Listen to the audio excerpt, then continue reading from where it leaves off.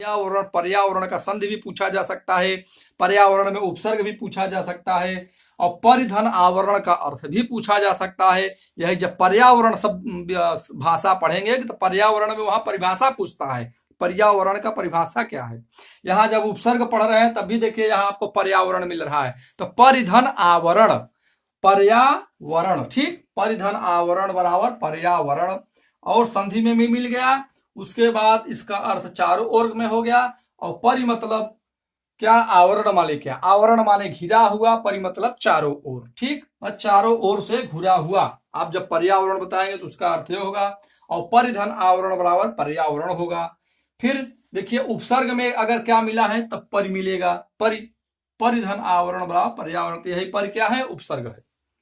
फिर देखिए उपकार, उपदेश, ठीक, कार में उप लग गया उपकार, प्रति लग जाएगा प्रतिकार, सम लग जाएगा संकार हो जाएगा, ठीक, और वी लग जाएगा तो यही विकार हो जाएगा, वी लग जाएगा विदेश, उपदेश, प्रदेश। इसी देश में कई उपसर्ग हो सकते हैं, कई उपसर्ग पहले लग करके इस देश का कई अर्थ बना सकते हैं। जैसे प्रदेश, प्र लग गया तो प्रदेश हो गया, उप लग गया तो उपदेश हो गया, आ लग गया, हिंदी का आ उपसर्ग लग जाता है तो आदेश हो जाता है, ठीक, आदेश, प्रदेश, उपदेश, विदेश, वी उपसर्ग लग गया तो विदेश हो गया।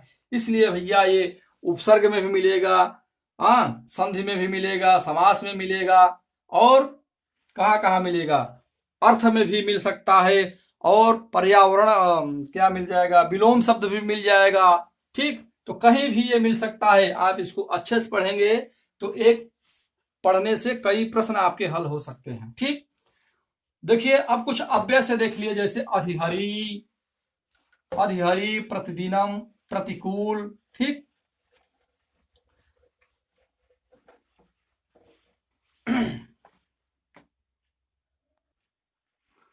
देखिए मित्रों, ये अव्ययी भाव समास है। क्या है, अव्ययी भाव, अव्ययी भाव समास। क्या है, अव्ययी भाव समास।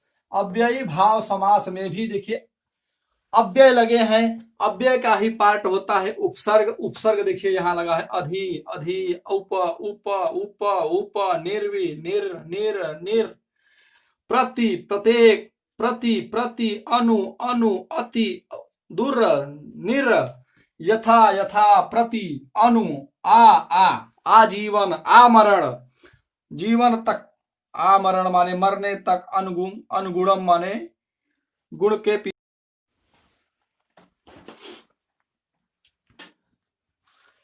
नमः संस्कृता मित्रों, मैं अनिरुद्ध कुमार तिवारी आपका अपने YouTube चैनल पर स्वागत करता हूं। आप सभी का स्वागत करता हूं आपको अपने YouTube चैनल पर, ठीक मित्रों।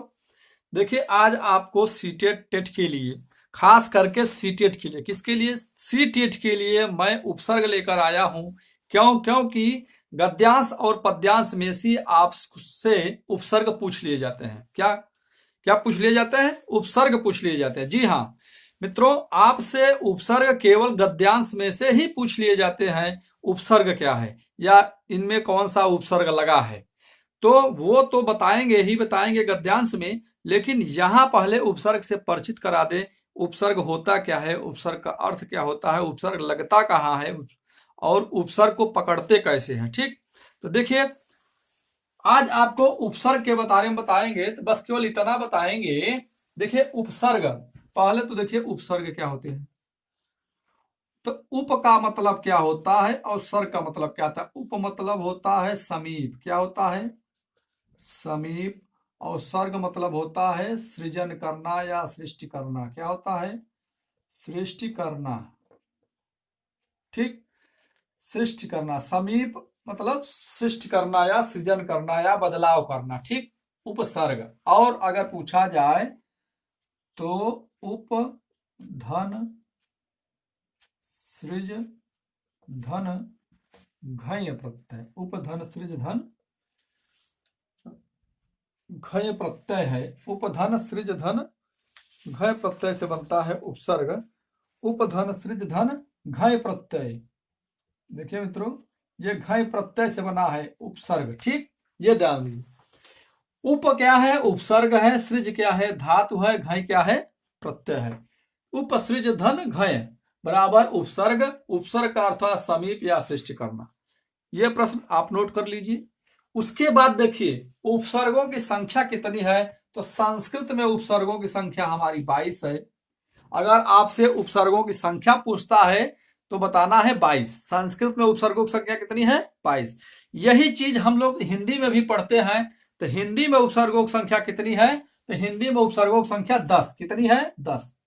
आपसे हिंदी और संस्कृत एक ही वीडियो में आपको हिंदी भी मिल रहा है और संस्कृत भी मिल रहा है। और एक जगह आप नोट्स बनाइए, उसी को देखिए और परीक्षा दीजिए। आपका कंफ्यूजन दूर रहे। क्यों? क्योंकि आप सीटेट का परीक्षा देंगे, हिंदी भी देंगे, संस्कृत भी देंगे। तो हिंदी और संस्कृत वाले विशेष रूप से ध्यान दें, उपसर्गों की संख्या हिंदी में 10, संस्कृत में 22। ठीक, एक प्रश्न तैयार। एक प्रश्न क्या? 2 प्रश्न। हिंदी में 10, संस्कृत में 22। 2। फिर कैसे बना है? तो उपसृज घय। उपसर्ग, उपसर्ग क्या है? उप है जो उपसर्ग है, सृज तो है धातु है, घय क्या है? प्रत्यय है। प्रत्यय बाद में लगता है। अब देखिए उपसर्ग पहले लगता है। तो उपसर्ग में भी उपसर्ग लगा है। ये क्या है? अब देखिए ये उपसर्ग हो गया। क्या है? उपसर्ग। ये क्या है? धातु। और ये क्या है? प्रत्यय। अब देखिए प्रत्यय कहाँ लगता है? तो प्रत्यय बाद में लगता है। उपसर्ग कहाँ लगता है? उपसर्ग पहले लगता है या धातुओं या शब्दों के पूर्व लगता है। ठीक, 2 प्रश्न। तीसरा प्रश्न यह है कि संख्या कितनी है? तो संस्कृत में 22, हिंदी में 10। अब आता है कि उपसर्ग कुल कितने हैं, उनके नाम कौन कौन है। तो देखिए नाम देखिए, प्र, परा, अपसम, अनु, अव, निसनिर, दुस, दुर्वी, आंग। आंग का ही आ बसता है। इसका अर्थ होता है तक या समेत। अब देखिए आगे देखिए, नी, अधि, अपि, अति। नी, अधि, अपि, अति। नी, अधि, अपि, अति। सु, उत, अभिप्रति। सु, उत, अभिप्रति, परि, उप। एते प्रादयः 22 उपसर्ग। ठीक, तो ये 22 हमारे कुल उपसर्ग हैं। 4-4 का हमने जोड़ा बनाया है। प्र, परा, अपसम 4, अनु, अव, निस, निर 4, दुस, दुरवी, आंग 4, 4 त्याई 12, 12 4 16, 4 20, 2 22। संख्या में 22 है। देखिए नी, अधि, अपि, अति, सु, उत, अभिप्रति, परि, उप। ये आपके 22 उपसर्ग हो गए। यह 22 उपसर्ग आपने पहले भी पढ़ा होगा, नहीं पढ़ा होगा तो फिर से देख लीजिएगा, नोट कर लीजिएगा, उसे 4-5 बार देख लीजिएगा, आपको वह याद आ जाएगा। और अब देखिए इसका कुछ अर्थ हम बता देते हैं, फिर कैसे प्रयोग बता देते हैं। तो आप जैसे ही प्रयोग देखेंगे उपसर्ग आपको पकड़ में आ जाएगा। देखिए जैसे प्र का क्या अर्थ होता है? प्र मतलब अधिक या आगे। जैसे देखिए प्रभवती, प्रददाति। देखिए ददाति। अब देखिए ददाति आपसे धातु रूप भी पूछता है। ददाति कहाँ का रूप है? भवति कहाँ का रूप है? तो पहले आप धातु रूप देखिए तरह। इसमें जो है लगभग लगभग सब धातु रूप से मिल जाते हैं।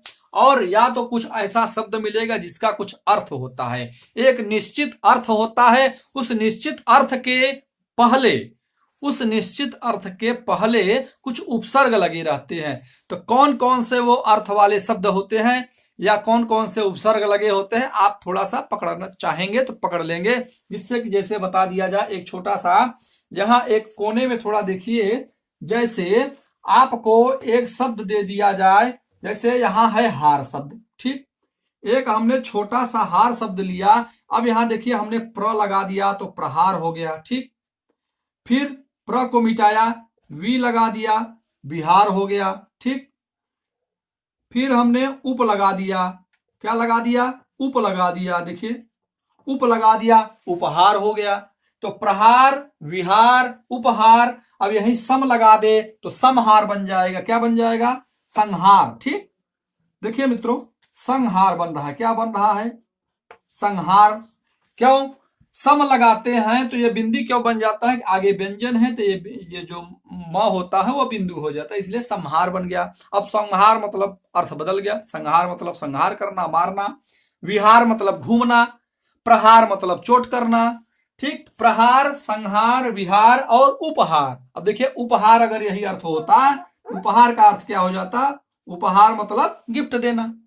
मतलब शब्द आपको केवल एक मिला, हार, और उसके पहले जो उपसर्ग लगा है, उसी उपसर्ग से इस हार शब्द का यानी कोई भी शब्द हो उसके पहले अगर उपसर्ग लग जाए तो उसमें अर्थ क्या करता है, परिवर्तन कर देता है, यह सृष्टि कर देता है, सृजन कर देता है, परिवर्तन कर देता है, बदलाव ला देता है। इसका अर्थ यही होता है कि सृष्टि कर दे, सृजन कर दे, परिवर्तन कर दे, हाँ, अर्थ में चमत्कृत कर दे, बदलाव ला दे, इसी का मतलब होता है ये उपसर्ग लगे होते हैं। जैसे देखिए अब धातु रूप से अगर पूछा जाए भवत कहाँ का उपरूप है, तो भवती, भवतः, भवंती, लट लकार प्रथम पुरुष एक वचन, आप धातु रूप भी तैयार हो जाएगा और इधर उपसर्ग भी तैयार हो जाएगा। और इसी उपसर्ग से हम अभी समास भी तैयार कर देंगे कि समास में भी देखिए उपसर्ग में कौन कौन से समास आते हैं। तो उपसर्ग से ही पहले प्रथम अव्ययी भाव समास आता है। अव्ययी भाव समास भी नित्य नपुंसक लिंग, नित्य नपुंसक लिंग और शब्दों के पहले जो है उपसर्ग ही लगे होते हैं। तब एक प्रश्न ऐसा भी पूछा जाता है कि किस समास में उपसर्ग लगे होते हैं, तो अव्ययी भाव समास, अव्ययी भाव समास में पहले उपसर्ग लगे रहते हैं। जैसे अधिहरि, अधिहरि, अब देखिए हरि में अधि लग गया, अधिहरि, अधिहरि बन गया। अधिहर क्या है, अव्ययी भाव समास है। और नित्य नपुंसक लिंग में कौन सा होता है, जैसे प्रतिदिनम, अब देखिए प्रतिदिनम, दिन में प्रति लग गया, उपसर्ग हो गया, और फिर अंतिम में म लग गया, प्रतिदिनम यानी नपुंसक लिंग हो गया। तो प्रतिदिनम क्या हो गया, नपुंसक लिंग हो गया, अव्ययी भाव समास हो गया। तो इससे 3-4 प्रश्न हमारे तैयार हो जाते हैं। तो देखिए ये उपसर्ग आपको समास में भी मिलेगा और धातु या शब्दों के पहले उपसर्ग लगे रहते हैं उसमें भी अर्थ परिवर्तन कर देते हैं, तो वहां भी आपसे मिलेगा। उपसर्ग की संख्या पूछे तो 22, हिंदी में पूछे तो 10, संस्कृत में पूछे 22, फिर हिंदी में पूछे तो 10। उपसर्गों की संख्या पहले क्लियर कर लीजिए। हिंदी और संस्कृत में बहुत कंफ्यूजन होता है कि हिंदी और संस्कृत में कितने उपसर्ग होते हैं। तो हिंदी और संस्कृत में आप एक वीडियो देखें, 2 प्रश्न तैयार, हिंदी में तैयार, संस्कृत तैयार। उपसर्गों की हिंदी में कितना है 10, संस्कृत में कितना है 22। संस्कृत में उपसर्गों की संख्या 22, हिंदी में उपसर्गों की संख्या 10। अब देखिए कुछ उपसर्गों के जो अर्थ होते हैं, मैं कुछ ही बहुत थोड़ा ही बताऊंगा, ये 8-10 बताऊंगा, उसके बाद सब अपने आप आपको पकड़ में आने लगेंगे। तो देखिए प्र मतलब अधिक या आगे होता है। अब देखिए भवति माने आप जानते हैं भू धातु से भवति बना है, भवति माने होना। अब होने के अर्थ में अगर प्र लग गया तो प्रभवती, तो प्रभवती मतलब अधिक होना, अधिक होना या आगे होना। आगे का अर्थ होता है पहले, पहले भी होता है तो पहले होना, पूर्व होना। तो देखिए प्रभवती मतलब पूर्व होता है, पहले होता है, आगे होता है या अधिक होता है। प्रददाति, ददाति माने देना, तो प्रददाति मतलब ज्यादा देता है, अधिक देता है, आगे देता है, पहले देता है, यानी प्रददाति। ठीक, प्रददाति। अब देखिए ददाति कहाँ का रूप है, ददाति, ददाति, दत्तः, ददंती। तो ददाति भी देखिए दा धातु से प्रथम पुरुष एक वचन का रूप है, ददाति। ददाति भी खूब टेट में पूछे जाते हैं। टेट में पूछे जाने वाला दा धातु का सबसे महत्वपूर्ण इंपॉर्टेंट ये दा धातु है। ददाति कहाँ का रूप हो, और ददाति लोग जाके गलती कर देते हैं कि ददाति जो है प्रथम पुरुष बहुवचन का सब लगाते हैं, लेकिन ये प्रथम पुरुष एक वचन का है। ददाति, दत्तः, ददंती, दा धातु का रूप है। तो देखिए ददाति है, ददाति, ददाति प्रथम पुरुष एक वचन, ददाति, दत्तः, ददंती रूप चलता है दा धातु का। आप देखिए यहाँ धातु भी क्लियर हो रहा है, यानी धातु में भी आपसे उपसर्ग मिल रहा है।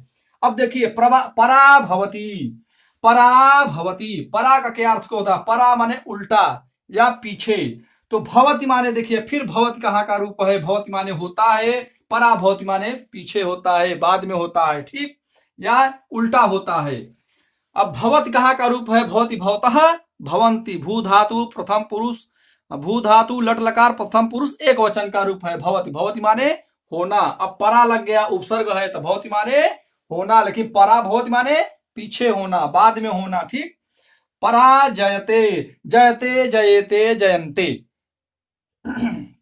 जीतने के अर्थ में ये जी धातु का रूप है, जयते, जयते, जयंते। ये भी जयते खूब रूप पूछा जाता है, धातु रूप, धातु रूप जयते, जयते, जयंते। लट लकार प्रथम पुरुष एक वचन का है, लेकिन जयते, जयते, जयंते ये आत्मनेपदी का रूप है, जयते, जयते, जयंते।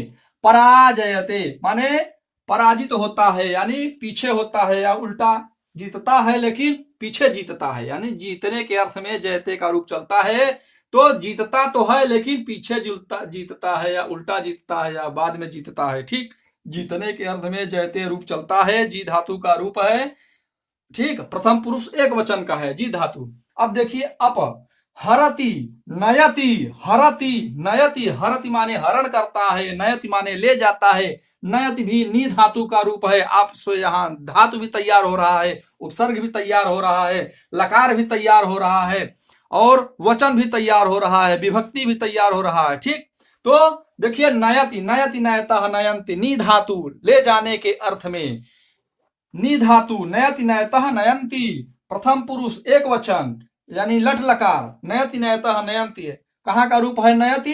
तो नयति में देखिए लट लकार प्रथम पुरुष एक वचन का रूप है, उसमें उपसर्ग लग गया, क्या लग गया? अप उपसर्ग लग गया। तो अप माने क्या होता है? अप माने बुरा या हीन अर्थ में होता है, माने ले तो जाता है लेकिन बुरे अर्थ में ले जाता है, या हीन अर्थ में ले जाता है, या जबरदस्ती ले जाता है, या बुरे ढंग से ले जाने के अर्थ में। देखिए अप उपसर्ग लग गया, नयति माने ले जाना, प्रथम पुरुष एक वचन का रूप है, तीसी में हमने बताया था। देखिए नयति, नयतः, नयन्ति, नयति, ती प्रथम पुरुष एक वचन लट लकार।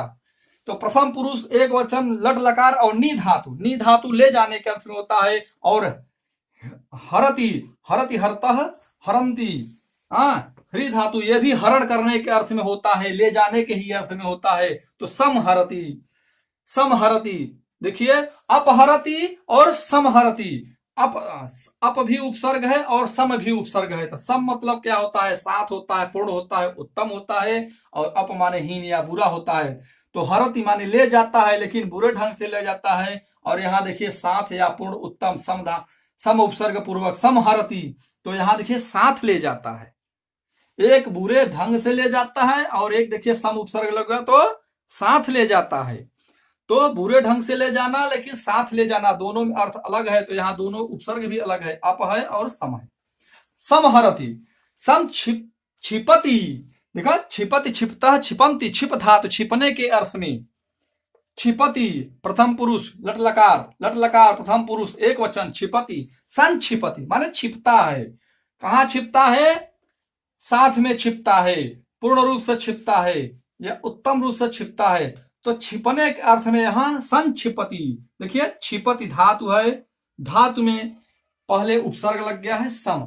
अब देखिए सम, सम अगर लिखा जाता, अगर इधर स्वर होता तो मिल जाता म में, यानी तो क्या हो जाता? तो अगर यहाँ अ होता तो समरति हो जाता, लेकिन यहाँ ह है, इसलिए ये ह व्यंजन है। तो व्यंजन के पहले अगर उपसर्ग पूर्वक मकार है तो वो व्यंजन हो जाता, बिंदु हो जाता है। ठीक, इसलिए ये बिंदु हो गया, मां को अनुस्वार हो गया, बिंदु हो गया। अब देखिए अनु, अनु मतलब पीछे, पीछे। देखिए अनुभवती, अनुवदती बोलता है लेकिन पीछे बोलता है, वदती, वदता, वदंती, वद धातु प्रथम पुरुष लट लकार, लट लकार प्रथम पुरुष एक वचन, वदती, वदतः, वदंती। देखिए मिल रहा है। भवती फिर आ गया, भवत, भवत में भी देखिए अनुपसर्ग लग गया। अनु मतलब भवत, भवत माने होता है, अनुभवत माने पीछे होता है। ठीक, जो भी इनका कार्य होता है वो पीछे होता है। अनु मतलब लग गया यानी अनु मतलब पीछे, या समान अर्थ में अगर कहीं कहीं अर्थ लिया गया तो समान अर्थ में भी होता है, मतलब साथ होता है।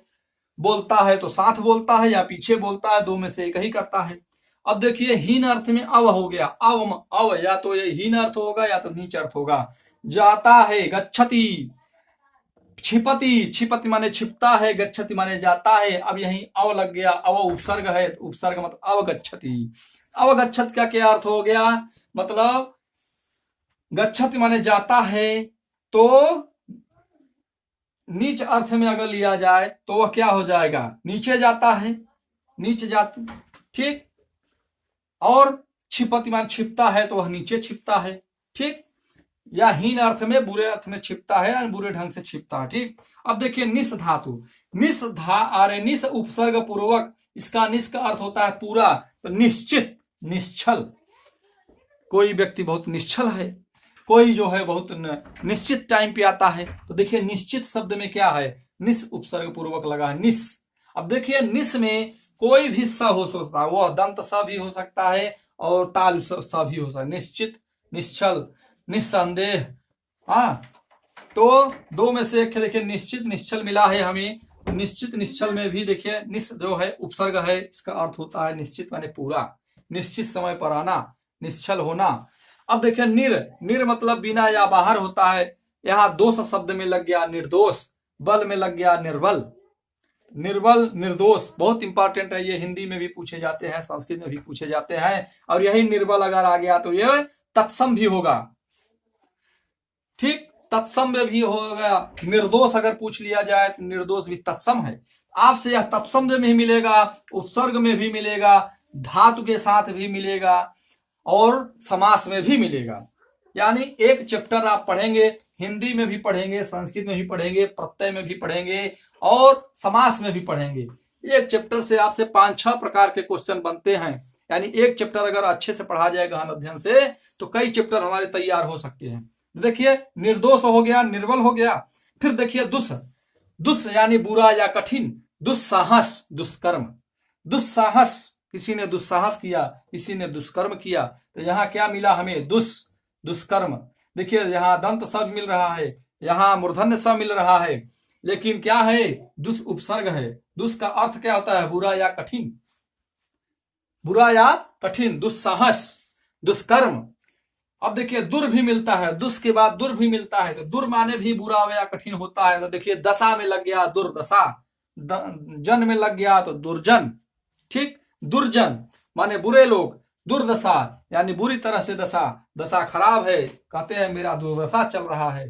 ठीक, अब देखिए विनाश, अभी हमने विहार लगाया था, हार में भी लगाया था तो ये विहार बन गया था, विहार घूमने के अर्थ में, लेकिन यहाँ राम में लगा दिया तो विराम हो गया। अब विराम का अर्थ होता है रुकना और राम का अर्थ होता है भगवान, तो राम में वी लग गया तो विराम हो गया और नाश में वी लग गया तो विनाश हो गया। ठीक, विनाश हो गया, नष्ट हो गया। अंग, अंग का आ बसता है, उसका अर्थ होता है तक या समेत, तक या समेत, यानी आगच्छति आता है, आनयत, आनयति, नयति, नयति माने ले जाने के अर्थ में, आनयति माने ले आता है। ठीक, ले आता है। तक या समेत होता है, जैसे कहीं का दिया कि यहां तक, यानी यहां तक के अर्थ में अंग उपसर्ग लगता है, न इससे आगे न इससे पहले, तक के अर्थ में यहां तक। ठीक, जैसे मिर्जापुर तक, विंध्याचल तक, तो विंध्याचल तक, विंध्याचल से आगे न विंध्याचल से पहले, विंध्याचल तक, सही, विंध्याचल के मंदिर तक। ठीक, आप समझ गए, जहां तक बताए तक या समेत अर्थ में आए तो अंग उपसर्ग पूर्त होता है। इसी प्रकार नि, अधि, अपि, यति, सु, उत, अभि, प्रति, परि, उप, ये सब भी आपको उदाहरण मिल जाएंगे। ठीक, जैसे अब देखिए अगर इससे मिटाया जाए, मिटा करके उसको भी पूरा कर देते हैं।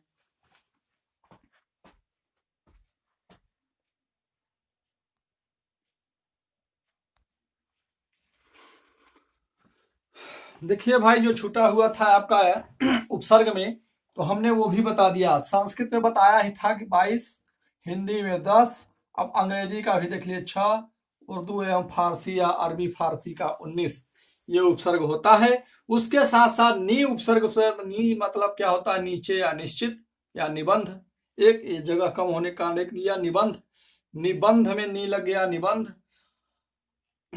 कम में अधि उपसर्ग पूर्वक, अधिकम, अधि मतलब ऊपर, ठीक, या प्रधान होता है, तो अधिकम माने ज्यादा या ऊपर, इससे ज्यादा या इससे ऊपर। अपि माने भी या निकट होता है, धान में क्या लग गया? अपि लग गया, अपिधान। फिर अत्यधिक, अति उपसर्ग पूर्वक अत्यधिक। अब अत्यधिक में देखिए अतिधन, अत्यधिक, अतिधन, अधिक। ठीक, क्या है यहां? अत्यधिक। देखिए अधिक हो गया, सु से क्या हो गया? सुंदर, स्वागतम, सुधन आगतम, सुधन उक्ति, सुक्ति, सुपुत्र, सुंदर पुत्र। ठीक, सुंदर के अर्थ में देखिए सु उपसर्ग पूर्वक लगा तो सुंदर पुत्र, सुपुत्र। यही कु उपसर्ग लग जाए हिंदी में, हिंदी में कु उपसर्ग लग जाए तो कुपुत्र हो जाएगा। संस्कृत का सु लग गया तो सुपुत्र हो गया। स्वागतम सुक्ति, सुधन उक्ति सुक्ति, सुधन आगतम स्वागतम, आपसे संधि में भी मिल रहा है। और अच्छे के अर्थ में भी मिल रहा है स्वागतम, वेलकम। ठीक, स्वागतम, स्वागतम, सुस्वागतम, वेलकम के अर्थ में भी मिल रहा है, संधि के अर्थ में मिल रहा है, और सुंदरता के रूप में मिल रहा है। ठीक, और सुक्ति के रूप में भी मिल रहा है। जब आप सुक्ति पढ़ेंगे तब से देखिए आपसे उपसर्ग मिलेगा, शोधन उक्ति करेंगे तब भी मिलेगा, संधि करेंगे तब भी मिलेगा। यानी उपसर्ग आपको कई जगह मिल सकता है, इसलिए आप इसको बहुत ध्यान से पढ़ें। उत, देखिए उत माने ऊपर या श्रेष्ठ। अब देखिए उत्पत्ति, उत्तम में उत लग गया, उत्तम में उत, उत्पत्ति में उत। अभि, अभि मतलब सामने या और होता है, तो अभिमुखम माने मुख के सामने, अभिमान मतलब मान के सामने, अभिमान घमंड हो गया। ठीक, प्रति माने और, प्रतिकूल, प्रतिकार, और होता है, प्रति माने प्रतिकूल, प्रतिकूल मतलब मेरे प्रतिकूल नहीं है। अनुकूल, अनुकूल का उल्टा क्या होता है, प्रतिकूल। तो ये प्रतिकूल जब पढ़ेंगे तो प्रतिकूल का अगर विलोम पढ़ेंगे तो देखिए विलोम में भी मिल रहा है, तो विलोम में भी मिल रहा है। अनुकूल का क्या होता है, प्रतिकूल। आप पढ़े होंगे, जब विलोम शब्द पढ़े होंगे तो पढ़े होंगे प्रतिकूल का अनुकूल, अनुकूल का प्रतिकूल। तो देखिए विलोम में भी मिला, संधि में भी मिला, समास में भी मिला, और उपसर्ग में भी मिला, अव्यय में भी मिलेगा। ठीक, अब देखिए परि, परि मतलब चारों ओर, चारों ओर, परिधि, पर्याप्त, पर्यावरण, पर्यावरण खूब पूछा जाता है, पर्यावरण, पर्यावरण में पूछा जाता है। यही पर्यावरण हिंदी में पूछा जाएगा, यही पर्यावरण संस्कृत में पूछा जाएगा।